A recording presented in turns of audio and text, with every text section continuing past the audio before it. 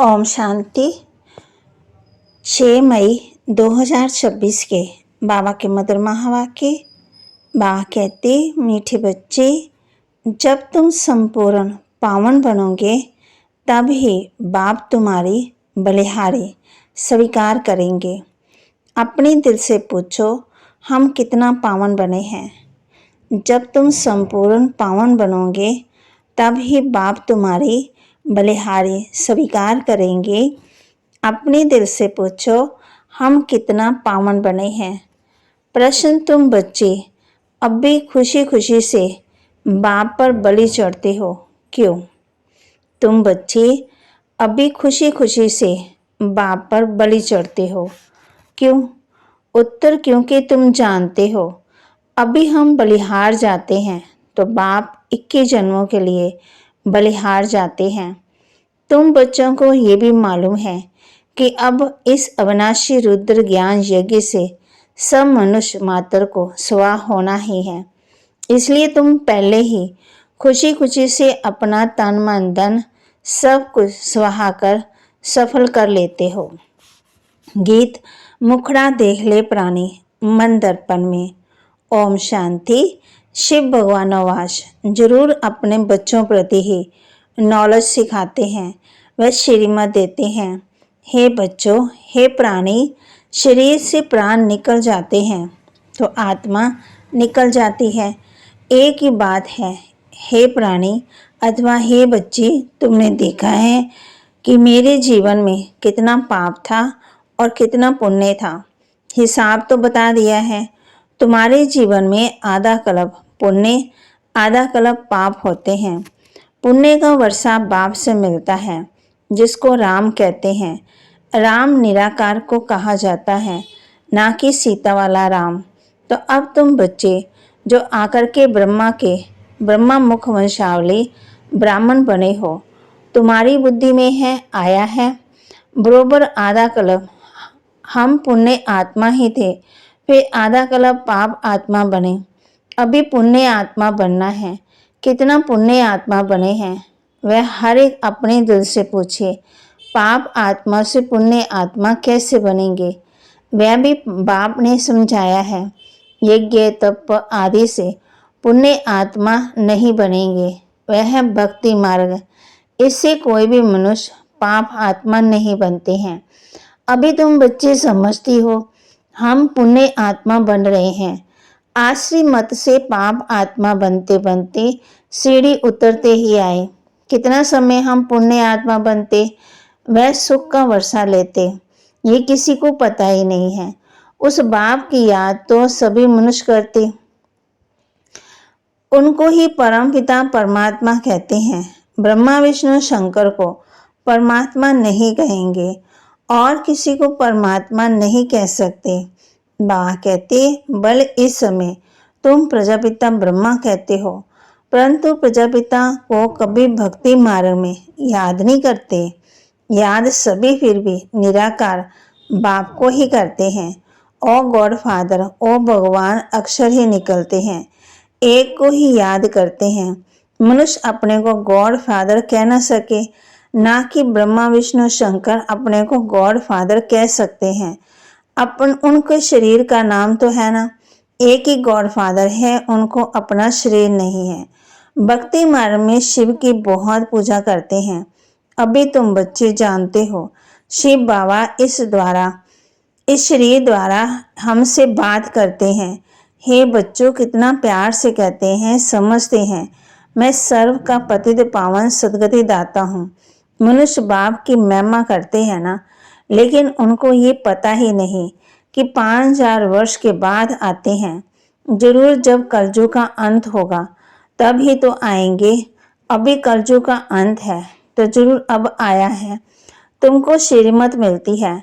श्रीमत कोई श्री कृष्ण की नहीं, श्री कृष्ण की आत्मा भी श्रीमत से ही देवता बने थे, फिर 84 जन्म लेते। अब तुम आश्री मत के बने हो। बाप कहते हैं, मैं आता ही तब हूँ जब तुम्हारा चक्कर पूरा होता है।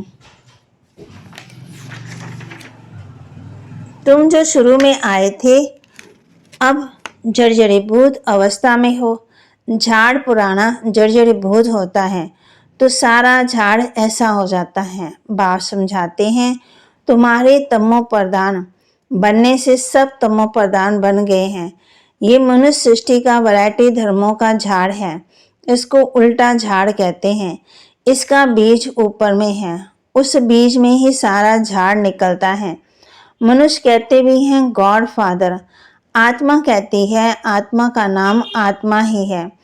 आत्मा शरीर में आती है तो शरीर का नाम रखा जाता है। खेल चलता है, आत्मा की दुनिया में खेल नहीं चलता। खेल की जगह ये है, नाटक में रोशनी आदि सब होती है। बाकी जहाँ आत्मा रहती है वहाँ सूर्य चांद नहीं, ड्रामा का खेल नहीं चलता। रात दिन यहाँ होता है। सूक्ष्म वतन वस्तु मूल वतन में रात दिन नहीं होते हैं। कर्म क्षेत्र ये है।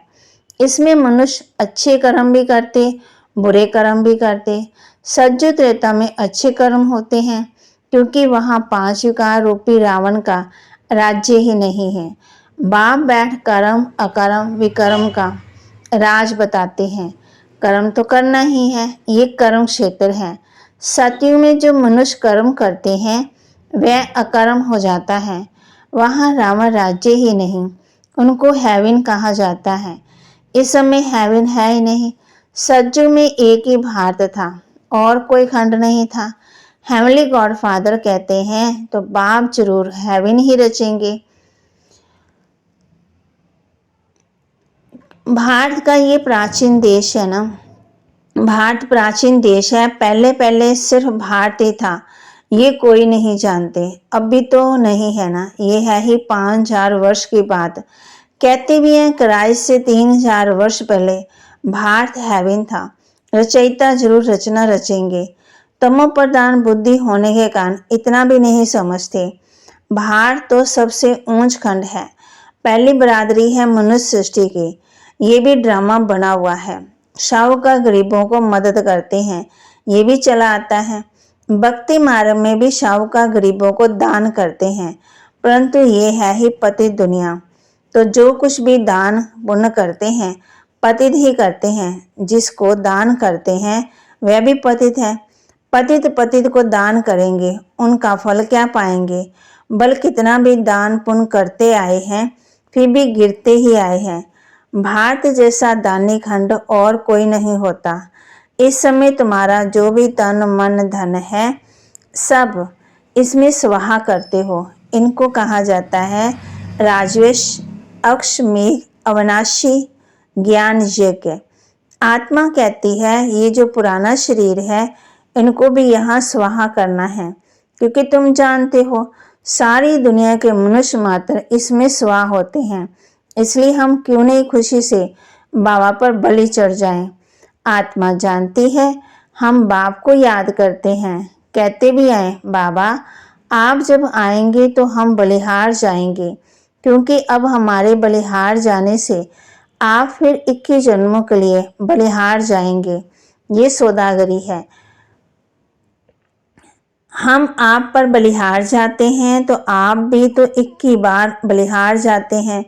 बाप कहते जब तक तुम्हारी आत्मा पवित्र नहीं बनी है तब तक हम बलिहारी स्वीकार नहीं करते हैं। बाप कहते माँ में कम याद करो तो आत्मा प्योर बन जाएगी। बाप को बोलने से तुम कितने पतित दुखी हुए हो। मनुष्य दुखी होते हैं तो फिर शरण गति लेते हैं। अभी तुम 63 जन्म रावण से बहुत दुखी हुए हो। एक सीता की बात नहीं है, सब सीता हैं। जो भी मनुष्य है, रामायण में तो कहानी लिख दी। सीता को रावण ने शोक वाटिका में डाला। वास्तव में बात सारी इस समय की है। सभी रावण अर्थात 5 विकारों की जेल में है, इसलिए दुखी हो पुकारते हैं हमको इनसे छुड़ाओ।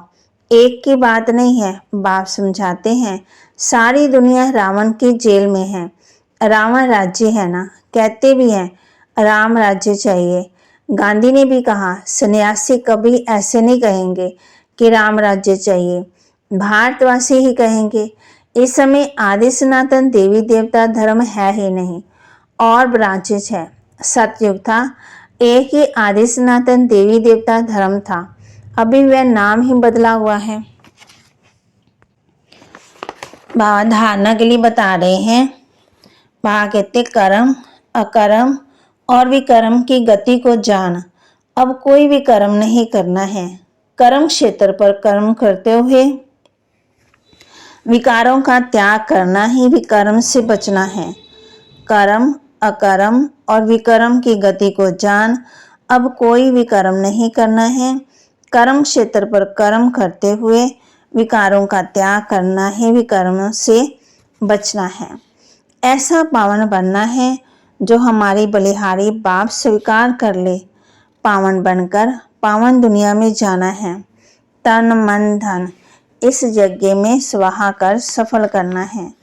वरदान, नॉलेज की लाइट माइट द्वारा विघ्न विनाशक बनने वाले मास्टर नॉलेजफुल भव। नॉलेज की लाइट माइट द्वारा विघ्न विनाशक बनने वाले मास्टर नॉलेजफुल भव। भक्ति मार्ग में गणेश को विघ्न विनाशी कहकर पूजते हैं, साथ साथ उन्हें मास्टर नॉलेजफुल अर्थात विद्यापति भी मानते हैं। तो जो बच्चे मास्टर नॉलेजफुल बनते वह कभी विघ्नों से हार नहीं खा सकते, क्योंकि नॉलेज को लाइट माइट कहा जाता है, जिससे मंजिल पर पहुंचना सहज हो जाता है। ऐसे जो विघ्न विनाशिक हैं, बाप के साथ सदा कंबाइन रहते हुए नॉलेज का सिमरन करते रहते हैं, वह कभी विघ्न हार नहीं बन सकते। स्लोगन, अंदर बाहर जो भी बुराइयां हैं उन्हें संपूर्ण विल कर दो तो विल पावर आ जाएगी। अंदर बाहर जो भी बुराइयां हैं उन्हें संपूर्ण विल कर दो तो विल पावर आ जाएगी। अव्यक्त इशारे, सदा अचल अडोल एक रस स्थिति का अनुभव करो। अभी अनुभवी बनो, औरों को भी अचल अडोल बनाने का अनुभव कराने का समय है। अभी खेल करने का समय समाप्त हुआ। अब सदा समर्थ पर निर्बल आत्माओं को समर्थ बनाते चलो, शक्तिशाली बनाते चलो। आप लोगों में निर्बलता के संस्कार होंगे तो दूसरों को भी निर्बल बना देंगे। ज्ञान के हर पॉइंट का अनुभवी बनने के लिए एकांत प्रिय बनो, एकाग्रता का अभ्यास बढ़ाओ। तो बाबा के महावाक्य को लाइक करें, शेयर करें, सब्सक्राइब करें और अपने जीवन में जरूर धारण भी करें और अचल अडोल भी बने। अंदर बाहर की बुराइयों को बाबा के आगे संपूर्ण विलीन कर दे।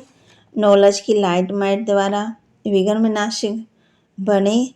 फिर कर्म अकर्म विकर्म की गति को जान, अब कोई भी कर्म नहीं करना है। ओम शांति।